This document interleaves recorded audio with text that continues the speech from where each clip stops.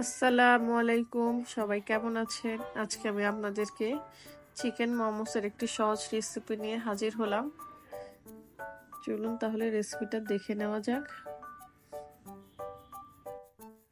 এখানে আমি 1 কাপ ময়দা এবং 1/4 চামচ লবণ দিব।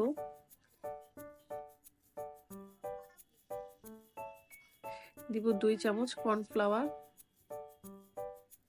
2 চামচের মতো তেল দিব। এবার ভালো করে মেখে নিব।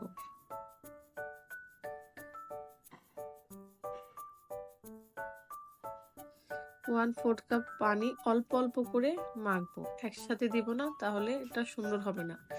অল্প অল্প করে পানি দিয়ে একটা ডো তৈরি করে নেব এবং এটা 15 মিনিটের জন্য রেস্টে রাখবো। পুরের জন্য গাজর, কাঁচামরিচ, পেঁয়াজ, ধনিয়া পাতা এবং সয়া সস ব্যবহার করব। এখানে আমি 1 কাপ মুরগির বুকের মাংস ব্লেন্ড করে নিয়েছি। এখানে নেব 1/2 চামচ লবণ, 1/2 চামচ testing salt. Testing salt alternative, এটা আপনারা না চাইলে না দিতে পারেন।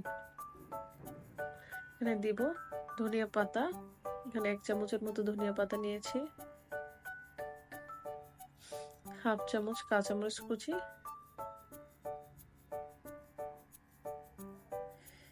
1/2 চামচের মতো আদা রসুন এবং 1 টেবিল চামচ গাজর কুচি। 1 চামচ, আমি এখানে নিয়েছি বেশি, কিন্তু 1 চামচের মতো নিয়ে দিলাম। 1 চামচ সয়া সস, 1/2 চামচ গোলমরিচের গুঁড়া। সব একসাথে এখন ভালোভাবে মিশিয়ে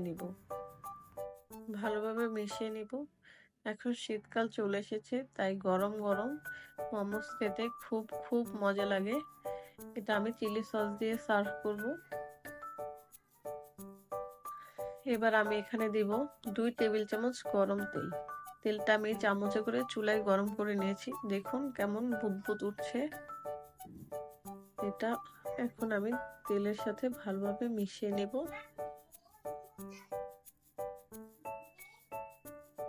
15 মিনিট পর আমার ডোটা রেডি হয়ে গেছে।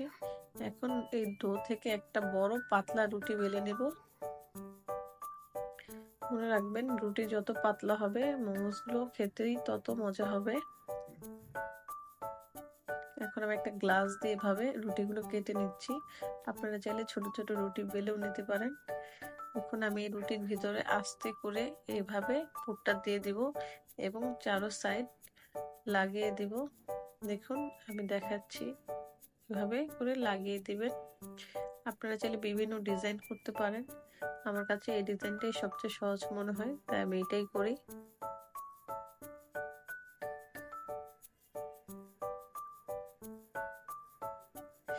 অবশ্যই চেষ্টা করবেন ছোট ছোট বানাতে, তাহলে খেতে খুব মজা লাগবে। এখন এখানে 1/3 কাপ পানি দিব স্টিম করার জন্য এবং মোমোসগুলো একটা একটা করে দিয়ে দিব।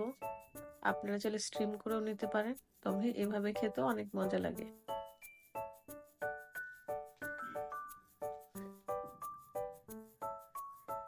এখন আমি 5 মিনিট মিডিয়াম আঁচে ঢাকনা দিয়ে রান্না করব। 5 মিনিটের মতো আমার পানি শুকিয়ে গেছে এবং আমার মোমোসটাও তৈরি হয়ে গেছে। এখন আমি একটা প্লেটে ঢেলে নিচ্ছি। উপরে একটু তেল ছিটিয়ে দিলাম এবং চিলি অয়েলটা দিয়ে দিব। এভাবে মোমোস বানিয়ে অবশ্যই ট্রাই করবেন। এটা সবচেয়ে সহজ একটা রেসিপি এবং খেতেও দারুণ হয়। আমার ভিডিওটি ভালো লাগলে অবশ্যই শেয়ার করবেন এবং সাবস্ক্রাইব করে পাশে থাকবেন। আল্লাহ হাফেজ।